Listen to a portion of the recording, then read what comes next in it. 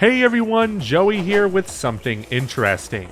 So the Nintendo GameCube has turned 20 years old today, and while many of us have fond memories with the system, this wasn't as much of the case back when it was on the market. The GameCube was not a huge success, selling 22 million units in its lifespan, and there were many reasons for this, as Andy Robinson highlights in his article on VGC, where he interviewed those who helped launch the system.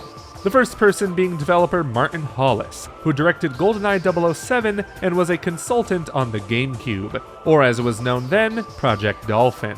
He said, in order for a console to win, you need to do everything right, and then you need to have one more thing, a killer feature that nobody else has. Nintendo had suffered quite a punishing defeat with the Nintendo 64. They made nice money, but they lost the majority market share, and the reason was because they didn't have a CD drive. Really, it's as simple as that. Hollis also mentioned the GameCube's handle, which could have been a great idea, but they didn't think of a way to make it a big deal. It was simply just a nice thing to have.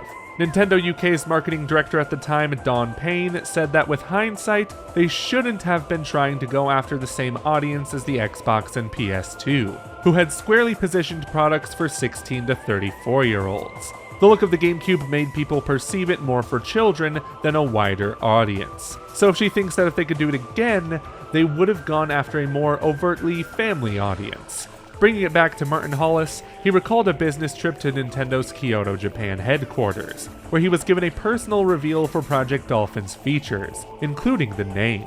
He went into the building and Miyamoto's team took him into this empty meeting room right away. There he was sat in front of a large television, and Miyamoto told him to press the A button on the controller, which revealed the opening title to the GameCube. Hollis said the reasoning for this meeting might have been because he actually suggested the name Cube for the console. When it came to the system's reveal, it happened at Nintendo's Space World Expo in Tokyo, where they showed off a variety of colors: purple, black, gold, silver, and electric pink. This concerned Nintendo of America's marketing team. Former VP of Marketing Perrin Kaplan said, "We actually suggested that the purple was not the best to start with, and Japan said, no, we're going to use that. Then we pushed for black and silver, because I think in the US, nobody had ever really done the purple color before. It wasn't that you couldn't bring out hardware that was a different color, it was just a very female-looking color. It just didn't feel masculine, I think. I remember us being very nervous at E3 that we were going to get bad press purely based on the color." Beth Llewellyn, the former director of corporate communications at NOA, backs this statement up, saying that the GameCube's purple design didn't help its image with core players when compared to PS2 and Xbox. Nintendo of Japan remained unconvinced though, as former president Hiroshi Yamauchi had an autocratic style of leadership, and there was little that NOA could do to change his mind on the color scheme.